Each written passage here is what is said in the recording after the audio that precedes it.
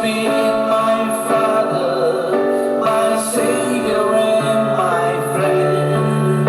His love was my beginning, and His love will be my end. I can spend forever trying to tell you everything He is.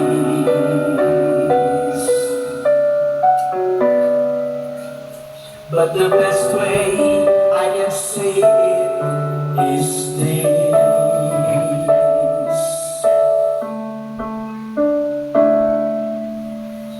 God's been good in my life. I feel blessed beyond my wildest dreams when I go to sleep each night. Though I had my share of hard times, I wouldn't change them if I could. 'Cause through it all,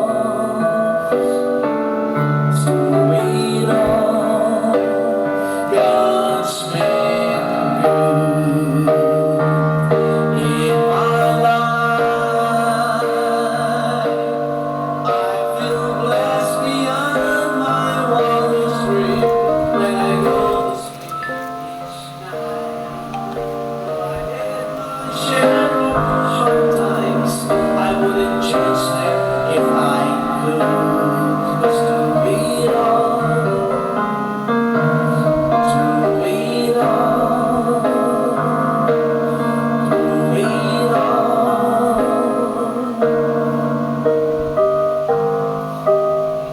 God's been good. Yes, indeed, God is so good. Yes, my friends.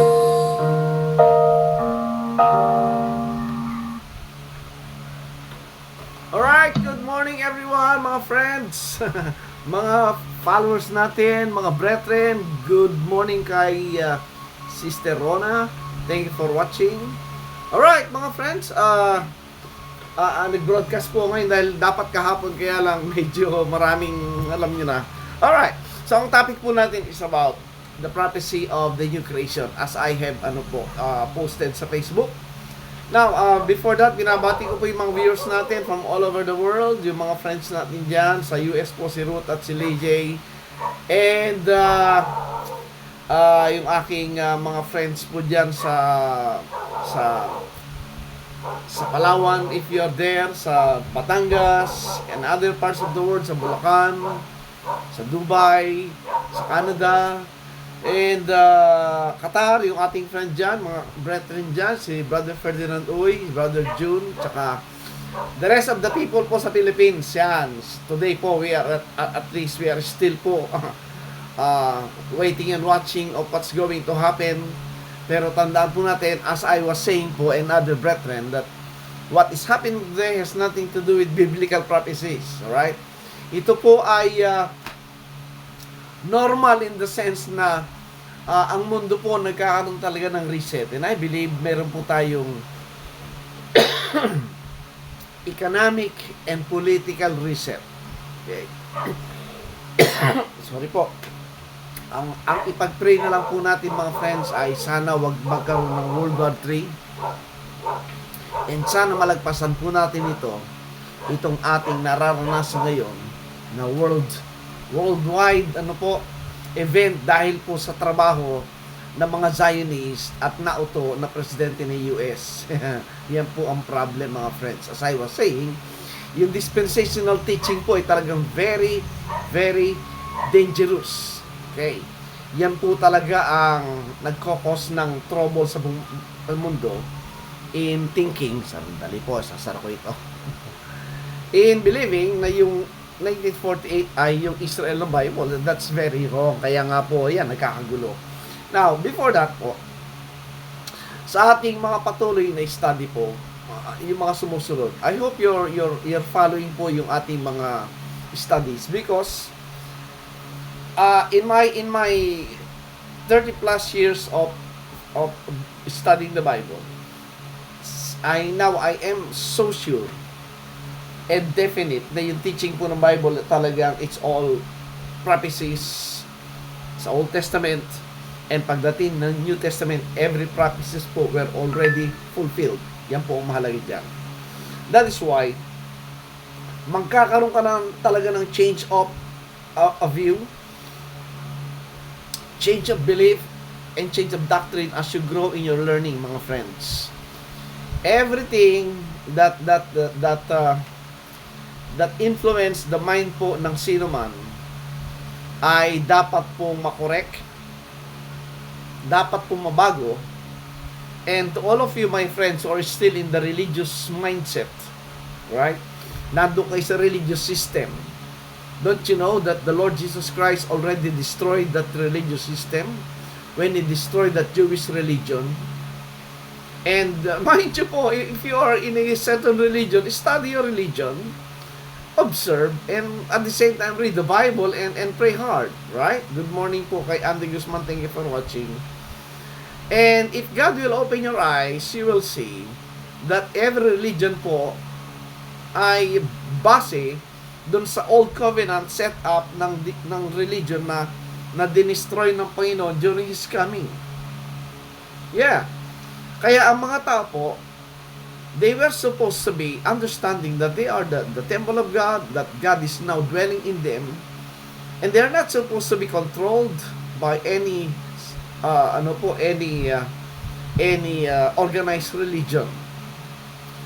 That is why we have this kind of teaching, sharing to you the scriptural facts po ng Bible to liberate our mind. Ang bondage po talaga at ang blindness nasa isipan, mga friends. So today po, I'm going to talk about yung Psalms 102 verse 18, and before that, mag-pray po tayo. Ama, maraming salamat for this wonderful day, for giving us the opportunity to again receive Thy truth, to minister and to have fellowship with the brethren, to online. And I pray, O God, that this will be a blessing to everyone who's watching and listening our program today. This we ask po in the precious name of our Lord and Savior, Jesus Christ. Now, mga friends, if you have the Bible po, makita nyo po that there, as I was saying po, mga friends, ang sabi kasi ng mga friends nating dispensationalists, to make them something special talaga, that breeds pride, ay, sabi nila, wala daw prophecy ang mga mystery na reveal kay Paul sa Old Testament. Right? They're thinking na yung sinasabi ni Paul, yung sinasabing unsearchable riches of Christ Ephesians, ay pertaining, sabi niya, doon sa mga written revelation ni Paul during his imprisonment, na wala daw yun sa Old Testament Bible, sa Old Testament Scriptures. Well, as we continue to study po, as we continue to learn these things, good morning kay Pastor Gadi, thank you for watching. As we continue to learn, my friends, as I was saying po, never confine yourself to one set of religious teaching, because you will be a slave and bondage of that certain set of doctrine. For me po, I was a Catholic. I became a curious student of INC, and then sa mga charismatic group for how many years, and then I became a Baptist and became a pastor in a Baptist group. And I found out as I was po growing in my observation that almost every religious organization has pare-pareho po ng setup, mga friends. But then, as I continue to study and seek po yung scriptures, I found something that majority po ng mga religious group still do not really understand yung intended message of God in the book. Why? Because they neglected several certain rules in reading and studying the Bible. Number one, they neglected to observe that who is the speaker. If you are familiar po kay Coverdale already, one of the English translation before the King James Bible, already set up some common sense rules when you are reading something. Number one, you have to observe who is the speaker. When you talk of the speaker, let's say, the Lord Jesus Christ, the 12 apostles, and the Apostle Paul, you have to consider sino yung kanilang kinakausap. Number one. Number two, again, it's very important to say who are the audience na kausap ng speaker. Common sense naman yan eh. Observing yung mga pronouns ng, especially po yung mga first singular or plural pronouns, yung thee, thine, thou, yung you. Right? Now, in that sense, number 3, Coverdale said, you have to see what they are talking about. Ano ba pinag-uusapan nila? Very important po yan. Number 4, you have to see the background. Mahalaga po yung history, mga friends. And that is, what was the prevailing circumstances when they were talking about something, right?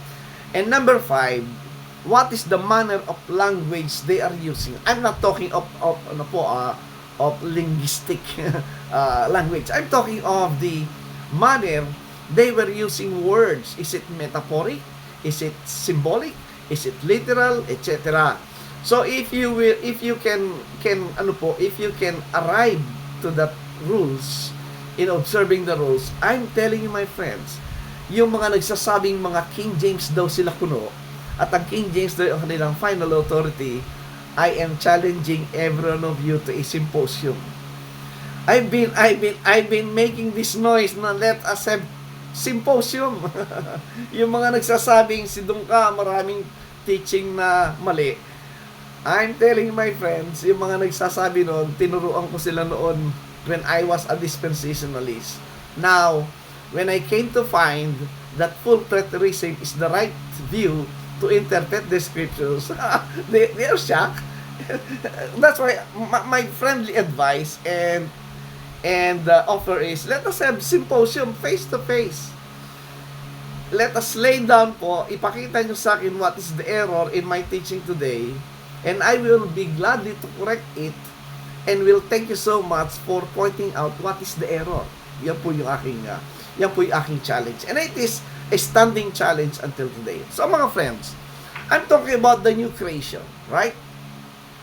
When you talk of the new creation, alam niyo, kaakibat dyan yung the creation of new race, a new set of race under the new covenant. And number 2, you're talking about the creation of new heavens and new earth, right? Of new Jerusalem, these things. Now, I would like po ipakita sa inyo, there is one verse in the Old Testament that talks about the prophecy regarding new creation. Tingnan niyo po, Psalms 102 verse 18. If you have the Bible po, it's better you open your Bible and see to it kung tama yung aking sinasabi. And that way po will help you to understand what I am saying, mga friends. Now, tingnan niyo po, Filipina teacher from US, thank you for watching. Now, tingnan niyo po, mga friends. When you see po ang passages ng Bible, tingnan niyo po yung Psalms 102 verse Psalms 102, okay? Psalms 102 verse 18. Yeah. Again, my friends, this is a Bible study. This is not some psychological and preaching or teaching and anything else. You know what you need really is the scriptures, the Bible itself, not any psychological gimmicks. Now, tingnan niyo po, in Psalms 102 verse 18, the psalmist said po, when he wrote these things, sabi, this shall be written for the generation to come, and the people which shall be created shall praise the Lord. Now notice po, again, I was in my learning po sa ating study in the scriptures, you don't need so many degrees. Well, it's good po na magkaroon ng mga doctoral degrees, masteral degrees. It's a welcome thing yan. But as I was saying, ang final authority po is the scriptures itself, and in a manner po ng tinatawag na exegesis. When you say exegesis, that is the manner po of taking yung pong interpretation na scriptures mismo, and you're taking it out from the scriptures. And you can only get that po by observing 1 Corinthians 2:13. Ano sabi ng 1 Corinthians 2:13? 1 Corinthians 2:13 states po that Paul gave us a warning on how to receive the teachings and observe and criticize the teacher. Number 1, Is the teacher is teaching according to man's wisdom? That's what Paul was warning about and stating that fact. And number two, is it the teaching of the Holy Ghost? Both was presented by Paul. Number one, if it's man's wisdom, yun po yung eisegesis. When you say eisegesis po, babasa ng scriptures without observing yung rules na kinuha natin kay Coverdale kanina, and make his own interpretation according to his own wisdom, to his own knowledge, to his own understanding. Yun po yung eisegesis, kukuha na isa, dalawang verse, tapos siya yung mag-explain. Yun po yung warning ni Pablo that we should watch it. Yun po yung man's wisdom. Marami na po ang nadaya, naloko, at napahamak sa ganyang uri ng method of teaching. Marami na po. You go back sa history, yung mga false teachers and false prophets, ganun pong ginagawa nila.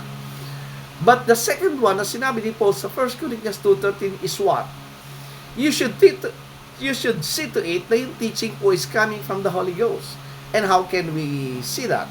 Nakalagay naman po doon.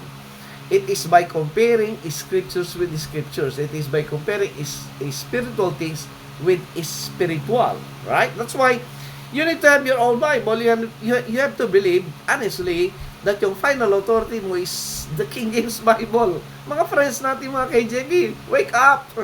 If truly, yung King James Bible ang inyong final authority, let's sit down and talk. Yan po yung aking sinasabi sa inyo. Now, eto.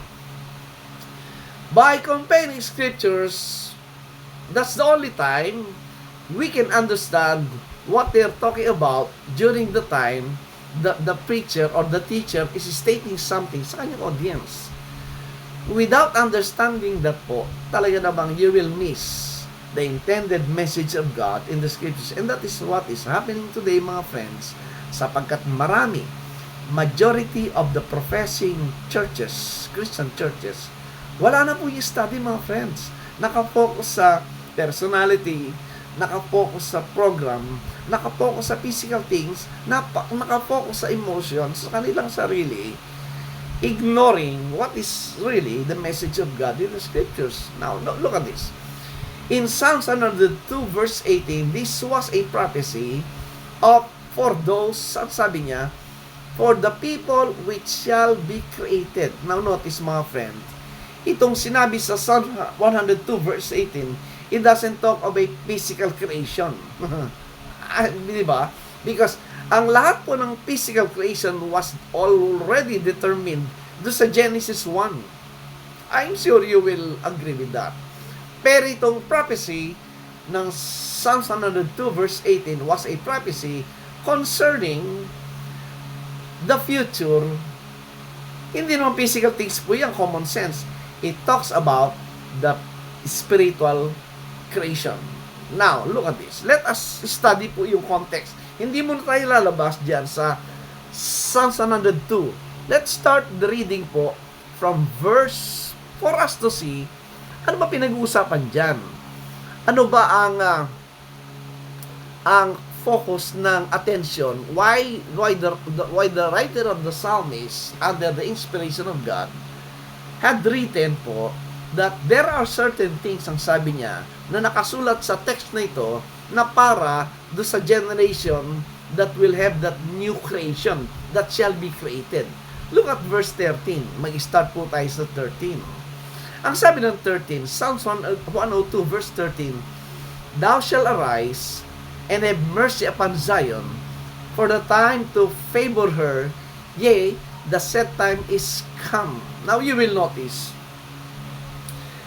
if Psalm po was written during the days of David, these are all prophecies of the coming days. Again, you have to have a background of the history of the nation of Israel from the time they went out of Egypt, from the time they received the covenant in Exodus 19, and from the time they possessed the land around 14 to 1500 BC, and by the time na that nation, that old covenant nation na nakalagay dyan sa land na yan ay ejected because of idolatry in 2 points in 722 BC and in 586 or 86 BC, yes. dapat makita natin that that land was already po left by this covenanted nation Israel, the land that was granted to them, and they lost it by forfeiture because of it was conditioned upon the condition po na nakasulat sa covenant before they entered the land, right? It's a covenant of cursings and blessings. And when they turned their back against God and entertained idols, that's the time they were ejected out of the land. All the blessings that was given to them were already forfeited.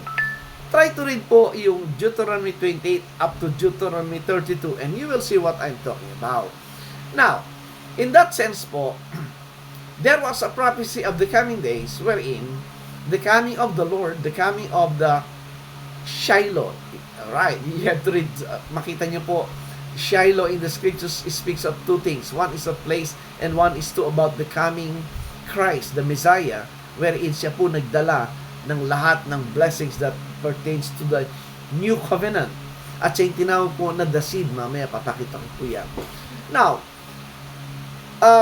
in this passage po, Psalms 102 verse 13, it's a future reference to a rising of the Lord and a mercy upon Zion, right? And the time of her favor, the set time is come, ang sabi. 14, for thy servant shall take pleasure in her stones and favor the dust thereof. 15, so the heathen shall fear the name of the Lord and all the kings of the earth thy glory, ang sabi niya. So again, it's a prophecy. Now look at verse 16. Ito po. In Psalms 102 verse 16, again my friends, the point is, I am encouraging you to open your Bible and see where I am coming for us to really understand and receive yung pong scriptures, not my own word, but the scriptures themselves. Ano sabi ng 16?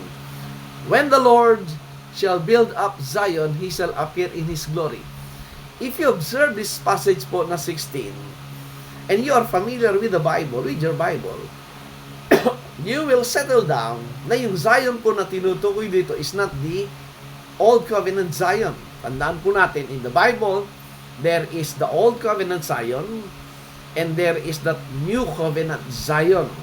Alright? These things are two different, entirely two different Zions. In verse 16, he is talking about a future building of Zion. Again, by this time it was written, merong Zion, which is the nation Israel, that was then existing. When this was written, this was a prophecy of the future Zion. Ayan naman po yung grammar naman eh. Makita mo naman yung future tense, yung shall, right? When the Lord shall build up Zion, He shall appear in His glory. Talking about the Lord, that's the Lord Jesus Christ. Alright? That's the Lord Jesus Christ. I hope we all agree with that. Good morning po kay Ma'am Vivian David. Thank you for watching. Now, and that Lord, the Lord Jesus Christ, the time of His appearing in His glory, well, I can show you mga friends sa Bible that the building up of Zion was already done in 30 AD, and the appearing in His glory was already done in His coming in that period of time. Alright? We will talk about that later. And then, in verse 18, you will see, thus it was stated, this shall be written for the generation to come. Again. And the people which shall be created shall praise the Lord. Now, notice po yung timing at yung consequence o yung sequence ng pagkasabi at ng text. This generation na sinasabi to come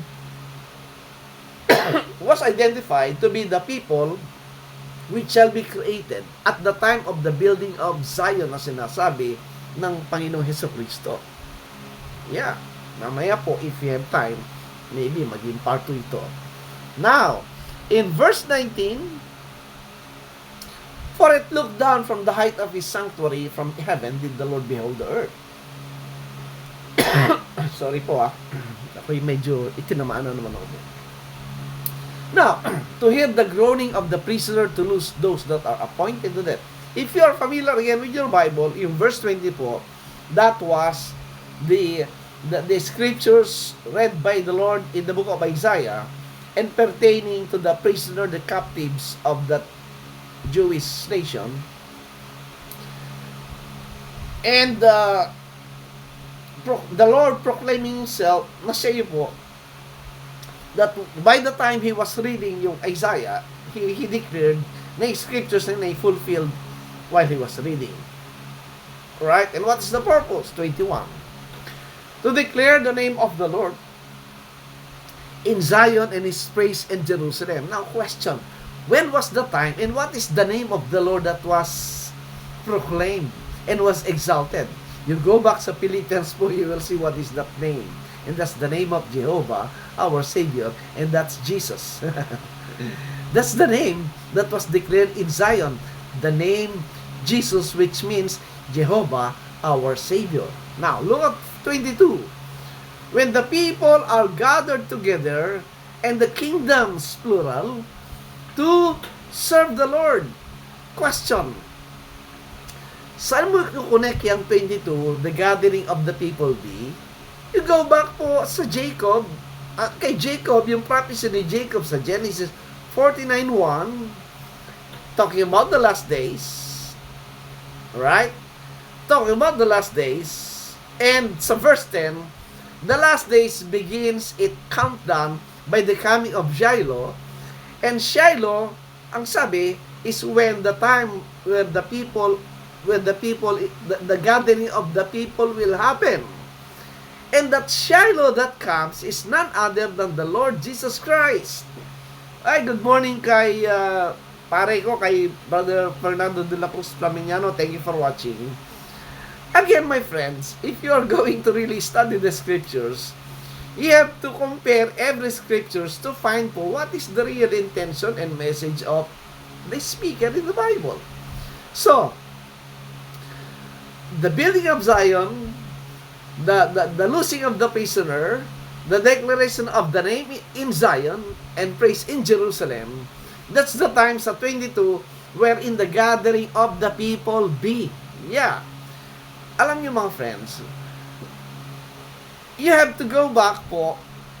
I'm sure po, yung original writer, yung reader po ng Old Testament, which are the Jewish people, if we attribute this Psalms 102 kay David, and the reading po ng Genesis, they have the same one mindset and one understanding, one by information, two by experience as they experience these things, and three, believing the scriptures written as given by God, these things po will be fulfilled in their future, not on us, in the future of the people who receive this prophecy. Right? Now, as I was saying, lahat po ng yan makita nyo was pertaining to one point of time where in the coming of the Lord Jesus Christ in the first century. Now, if we continue po, ibaba natin ng konti sa 24. Sa 24, mamaya papakita ko naman po yung Hebrews. As I was saying, itong Psalms 102 at saka Hebrews chapter 1, they are parallel verses. In Psalms 102, it talks about a prophecy. In Hebrews chapter 1, it talks about fulfillment, mga friends. Ano sabi ng 24? Psalms 102, verse 24. I said, O my God, take me not away in the midst of my days. Thy years are throughout all generations. Alam nyo, when you talk of generation, the question prevails, how many years are there in one generation? Yeah? When you study po yung scriptures in Acts at saka ang Hebrews, it will point to what? That one generation equals 40 years. I will repeat. One generation, if you study Acts 7 and Hebrews chapter 4, one generation equals to 40 years. Right? So, I was laying down only. Look at verse 5. Ang sabi niya, Of old hast thou laid the foundation of the earth. Now notice po mga friend, pag nakita niyo yung foundation and the earth, be careful. Because the earth doesn't signify in many cases of not of the planetary world, but of a specific earth And ang interpretation po ng earth in Genesis 1 is the land itself. And when you read the land itself, there is only one identity, and that pertains to the nation Israel in connection with the promised blessing of God to Abraham, that this old covenant nation was given a promised blessing of having a certain portion of territory in Palestine. But again, my friend, this present claim of the Zionist state has nothing to do with the Bible. Because yung pong promised blessing of a portion of land na ibinigay sa kanila was already forfeited when they served idols. Kaya nga po, they were cast out of the land. They were only given the second chance to return and to repent, because that was the time in the first century, the coming of the new covenant. And it was first po offered dun sa Jewish people in the first century. Pero after po ng first century Jewish people, this nation po was already not anymore recognized by God, not anymore counted as the people of God, because there is that new creation. Now, notice again 25. Of old hast thou laid the foundation of the earth, and the heavens are the work of thy hands. Mga friends, ito pong verse 25, it doesn't talk about of a material heaven and earth in the scriptures. Again, alisin niyo po muna yung ating preconceived thought about certain passages, and let us desire to see ano pa sinasabi talaga ng Bible sa heavens and earth. And you will be surprised, mga friends. Yung Genesis 1:1 na sinabing, in the beginning God created the heaven and the earth, wherein ang writer po si Moses. Moses himself stated na yung heaven and earth dun ay yung nation Israel. And not only that, if you're familiar with the book of Isaiah, that was known to be a miniature Bible. Why? Because having the same number, 66 books, and Isaiah 66 chapters, alam niyo ba, ang composition, ang kanyang pattern pareho. In the Bible, in Genesis 1:1, the first chapter and verse begins with heaven and earth. And you will see, sa ending po ng Revelation 21:22, it talks about the new heaven and earth. You go back to Isaiah, in Isaiah chapter 1 and 2, you will see, is talking about the heavens and earth. Pagdating sa last chapter ng Isaiah 66, ang subject pa rin ay new heavens and new earth. Isn't that a coincidence? No. It was a pattern that was given for the nation Israel to see their history, past, present, and future. And for us today, mga believers, mga student of the Bible, for us to see na yung new heavens and new earth is no longer po yung planetary or material world. It talks about the people of God in the context po ng temple. The heaven and earth in the Bible doesn't talk about the material creation. It talks about a place wherein God and man meets. Tandaan natin.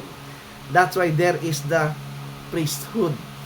The priesthood is the mediation between man to God and God to man, and the priesthood were those who are ministering those things. The priesthood po in the scriptures, not in a certain religious, organization of aspect or recognition, no. We are sticking po do sa Bible. Now, going back, Psalms 102 verse 25, of old hast thou laid the foundation of the earth, and the heavens are the work of thy hands. What will happen? 26. They shall perish. What will perish? The earth and the heavens. But thou shalt endure, God. Yea, all of them shall wax old like a garment. As a vesture shall thou change them, and they shall be changed. That's the way po it was described. Pero I'm telling you, my friends, you should not take this in a literal sense. Listen to this, every prophecy that you will find in the Old Testament was given in a metaphorical sense. When you say metaphorical, it was given in a symbolic, signs, figurative, pictures, everything. Kaya ang Old Covenant po was described as what? Shadows. They are shadows of the true image, which is the New Covenant. The shadows are the physical things, and the true image are the what? The spiritual things, the heavenly things. The language of the Bible po, my friend, is that, I will repeat it, I will say it again. All prophecies that was stated po under the Old Covenant system was given in a metaphoric sense. That's why you cannot interpret it in a literal sense. When you interpret it in a literal sense, that's the end of your being true with the teaching of the Lord. Why? Because when you interpret these things in a literal sense, you are using now your own wisdom. Ang tawag ko po doon, child talk. Tanongin mo yung bata, when you talk of langit at lupa, ano ituturo niya? Langit at lupa, yung physical things, kasi yun ang madaling maintindihan. Pero the Bible po doesn't talk that way. It was given in a metaphorical sense for us to what? To study more, and to dig more, and to believe the authority of the Scriptures. Yan yan. Okay? So, tuloy natin. What I am trying to show po, yung new creation na sinabi ng Psalms 102 verse 18 in the prophecy was associated, number 1, with the coming of the Lord and the building of Zion. Number 2, the coming of this people being gathered together unto Him, right? Number 3, yung pong kanyang reading sa synagogue doon sa Jerusalem in Luke chapter 4, right? And at this point, that new creation is associated with the heaven and the earth. Sa 25, nakita natin. Sa 26, again, it was prophesied that the heaven and earth shall perish, wax old like a garment, right? And they shall be what? Change. When you say change, it talks about resurrection. 27. Now, but thou art the same, and thy years shall have no end. That's God, because God is eternal. His kingdom, the increase of His kingdom has no end, ang sabi niya. And 28, the children of thy servants shall continue, and their seed shall be established before thee. Their seed. Now, notice mga friends. As I was saying po, yung prophecy of this new creation was fulfilled by the time of the Lord Jesus Christ, dun sa kanyang death, burial, and His resurrection. Yung Zion po was built. Now, let us turn po sa Hebrews chapter 1. As I was saying, ito pong Psalms 102 ay parallel ng Hebrews chapter 1.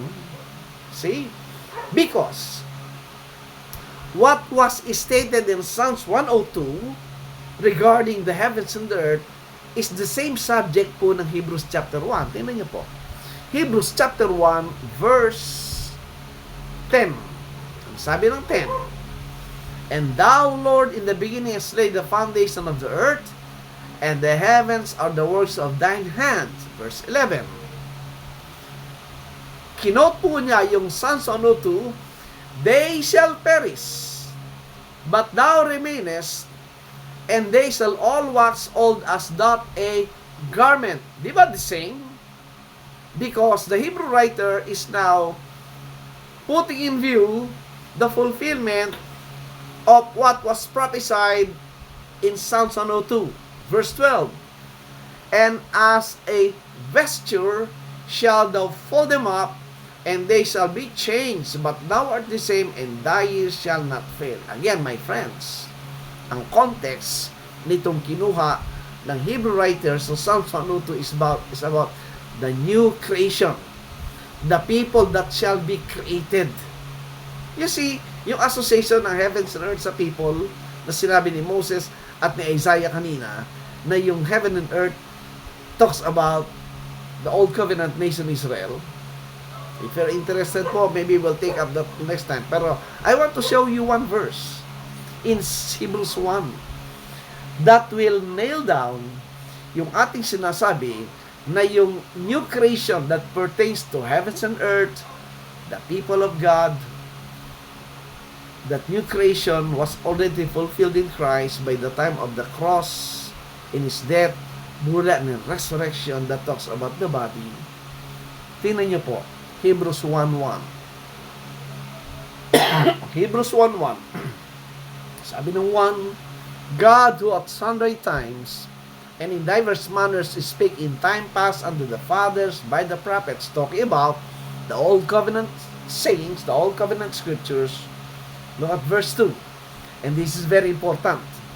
Kaya nga sinasabi natin, when you read the Bible, you have to observe those things that I have mentioned, and by understanding po yung tenses ng past, present tense, you will never go wrong. Sorry po excuse me. Verse 2. Hath in these last days He spoken to us by His Son. Notice po yung time statement. Sabi niya, by the time the Hebrew writer was saying, sabi niya, hath in these last days.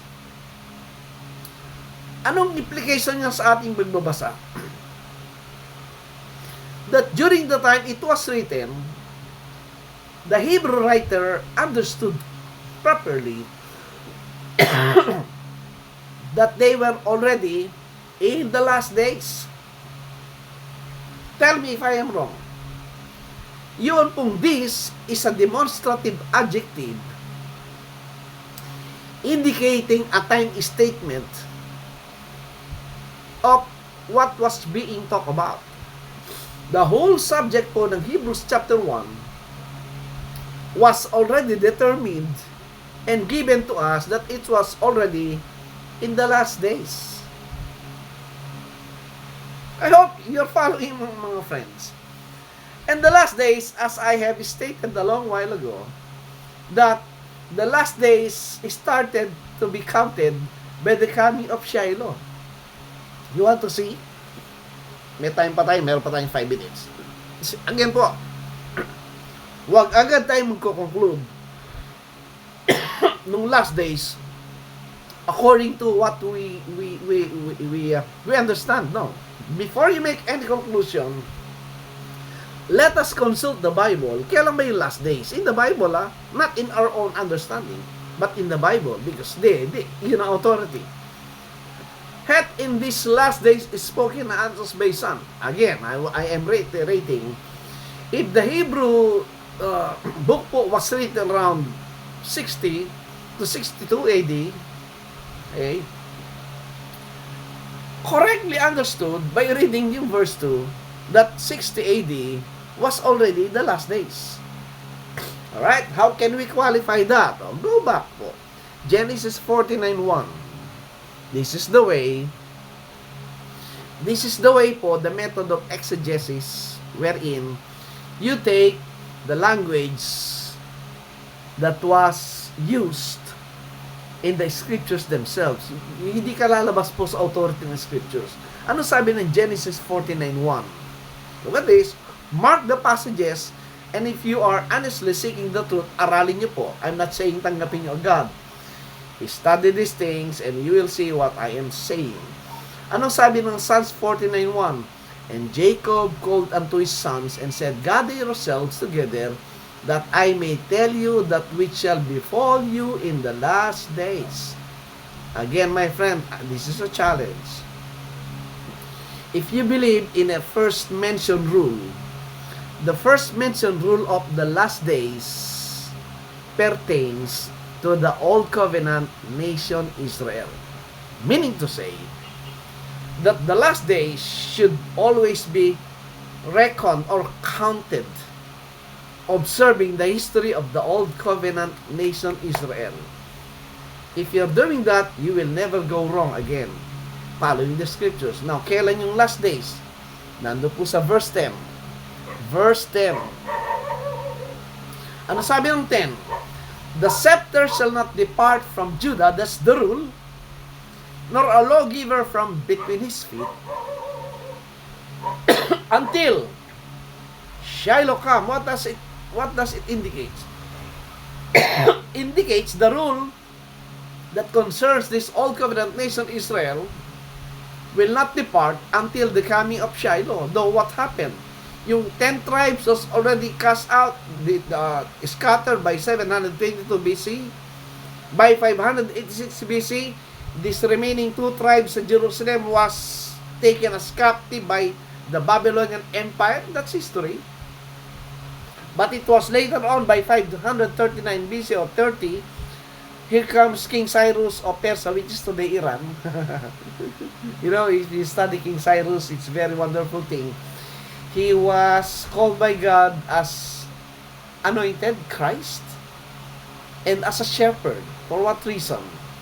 To liberate the captive Judah and Benjamin dun sa Babylon, and to bring them back to the land as they were given the second time, regarded in the land, for them to have the time of repentance and be introduced to a new covenant. That's a short history of that. So, until Shiloh come, and unto him shall the gathering of the people be. Again, ito po yung prophecy of the gathering of the people be.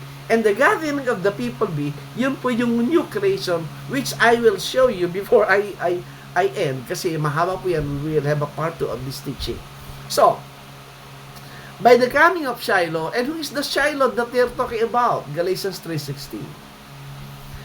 Alam nyo, this is very wonderful in the sense that it pertains to the coming of the new set of race. Galatians 3:16. Sabi po doon, now to Abraham and his seed were the promises made. Right?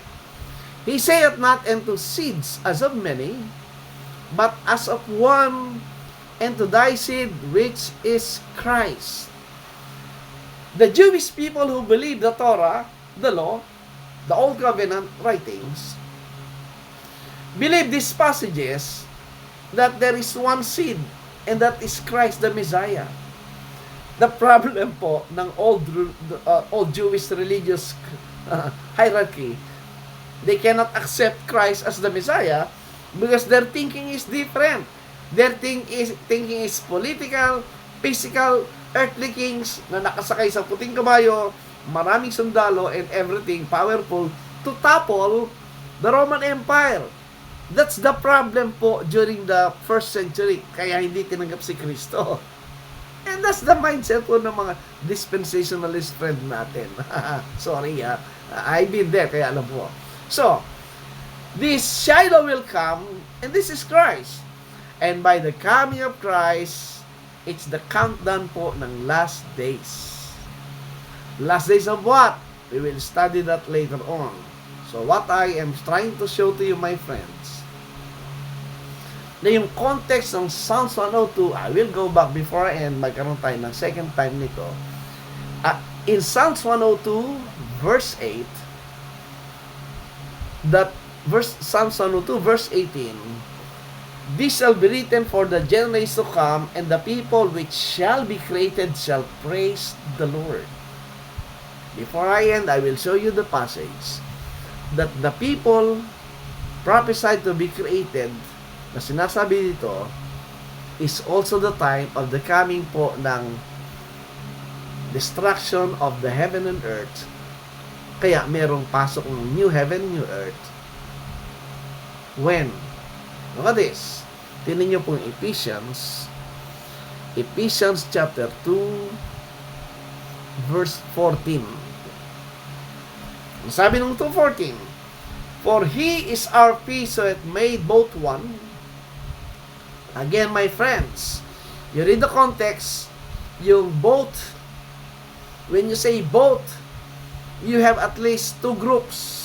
Ang sabi, who hath made both? Sino yung both? The Jew and the Gentile sa context. One, right? And hath broken down the middle wall of partition between us. Question. What is the middle wall of partition that separates the Jew and the Gentile? Old law, the old covenant, the law itself. Anong nangyari? Ba't sinabi abolish? 15. Having abolished in his flesh the enmity. Ano yung enmity?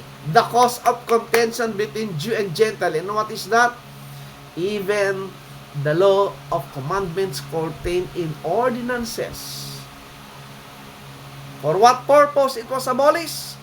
For to make in himself of twain, notice, one new man, so making peace. You see, for to make in himself, that is a fulfillment of the prophecy in Psalms 102 verse 18, that the people shall be created is now here in Christ, and these two, Jew and Gentile, was joined as one new man. Kailan nangyari? Sa 6.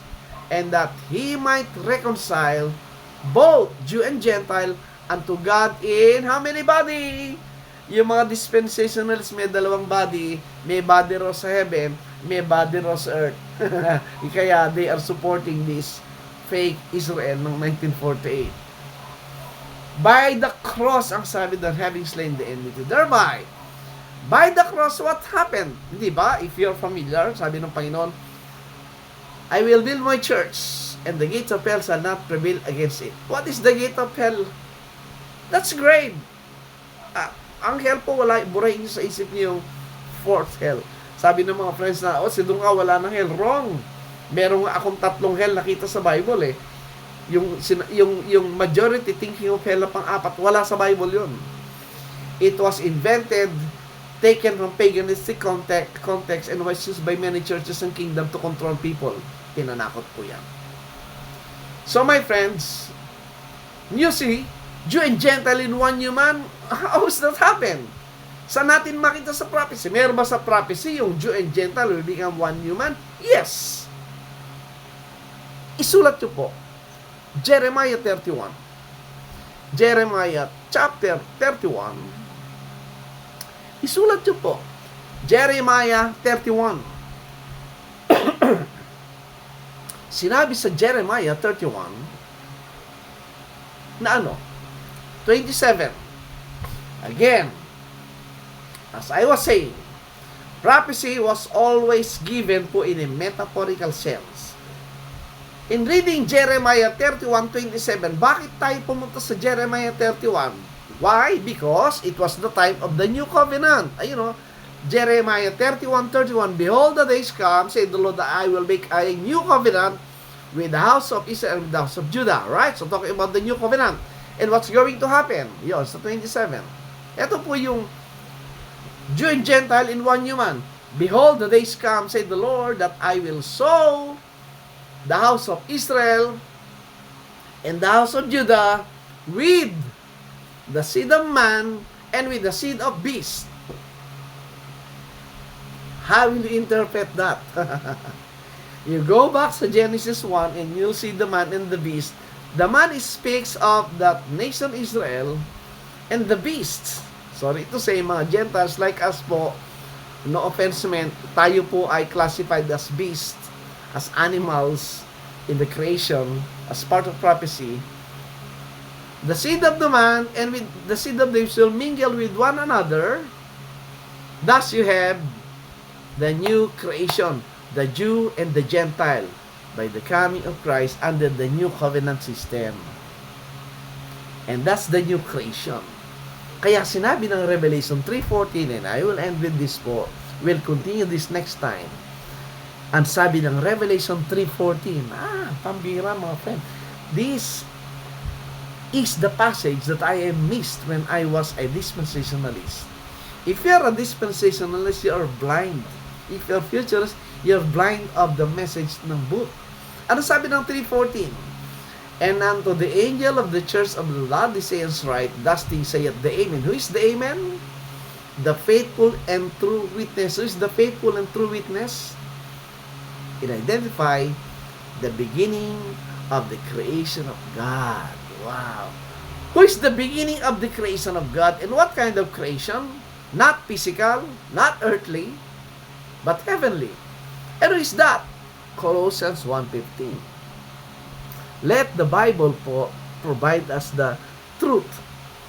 Whether they like it or not, whether they can receive or reject it, I don't care.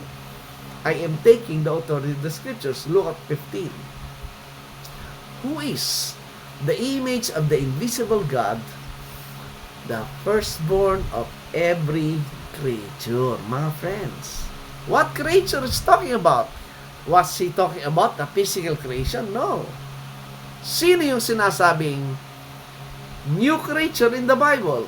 Last po, 2 Corinthians 5:17. 2 Corinthians 5:17. Yan. Yan. Nakita nyo? In 2 Corinthians 5:17, ito yung sinasabi. Therefore, conclusion, therefore, if any man be in Christ, he is a what? A new creature. All things are passed away. Behold, all things are become new. Ano yung all things at new pinag-usapan in the context? Context. Tingnan yung 2 Corinthians 3. It talks about the New Covenant and the Old Covenant. The New Testament and the Old Testament. My friends, we will continue this. It's already 9:44. When you talk of new creation, when you talk of new creature, you talk of a new birth. You talk of resurrection. Resurrection from what? From the literal grave? No. You miss a lot po when you take the literal grave in John chapter 5 without understanding Ezekiel 37, without understanding Isaiah chapter 6. You go wrong in your understanding of the book. That's why maraming false teaching po sa maraming religion nowadays. I hope you're getting this, my friend. Magkaroon po tayo ng part 2 nito that yung prophecy sa Psalms 102 was declared by Hebrews as fulfilled in the time of Christ. That was already in the last days. And that last days end by 70 AD with the destruction of the heaven and the earth in the context of the Bible, not in the context of your mind. I hope you're getting this, mga friends. If you have any question, itong ating nararanasan na panahon ngayon, it has nothing to do with biblical prophecy. It is a natural occurrence po because of man's corrupt mind na nangyayari ngayon. But anyway, God is in control. This is just a reset of any political, economy, civilization, and everything. What we have to pray and be wise is how to survive. Because whether you like it or not, ito pong presyo ng gas natin, hindi na babalik yan sa dati. It will, the price of these fuels will never go back to 50, 60 plus.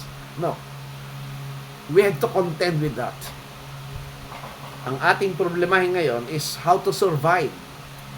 Sana nga lang wag magkaroon ng World War III. And yet, kahit walang World War III, pray hard that we survive because this will be a lingering suffering that will happen in the whole world. I hope masurvive natin until mag-stable po ang time in a reset system ng politics, economy, and set of mind of the people. That's all I can say, mga friends. But with regards sa prophecies of the Bible, makita nyo, lilipas po itong time na ito, walang mangyayaring rapture, walang mangyayaring end of the physical world, walang mangyayaring kung ano nung kinukwento at sinasabi ng mga nananakot na mga preachers. They will fail. And the Bible said, anyone who prophesied of false things, they are false prophets. Under the Old Testament po, pinapatay mga yan. Yung mga nagpo-false ng prophecy, they were stoned to death. But because under the grace, it's not happening. Ang dami na pong mga prediction ng rapture and everything. Where are they? Niloloko po yung mga tao. Mark my word, walang mangyayaring rapture, walang mangyayaring end of the planetary world. This generation will change. But this kind of light sa physical world remain the same. What is important is believe on the Lord Jesus Christ in His resurrection as a proof that there is a heavenly, a spiritual realm. That's where all goes if you believe that Christ, if you believe the gospel of Christ, the heavens are open to every one of us. Alright? So thank you so much po for watching. Magkaroon po tayo ng part 2 nito. I will discuss po yung details ng new heavens and new earth, ng new creation, ng spiritual birth. Associated po lahat yon do sa prophecy ng Psalms 102. So again, thank you so much. Let's close sa prayer. Maraming salamat, Ama, sa iyong biyaya at pag-ibig po sa amin. Bless all of us. Give us wisdom and good opportunity and circumstances in this present situation we're in. What is happening in the Middle East, what is happening in this part po ng mundo na ito, ikaw po ang nakakaalam at may control sa lahat po ng bagay. We thank you so much, O God, by the precious name of our Lord and Savior Jesus Christ. Amen. Thank you po. Thank you for watching.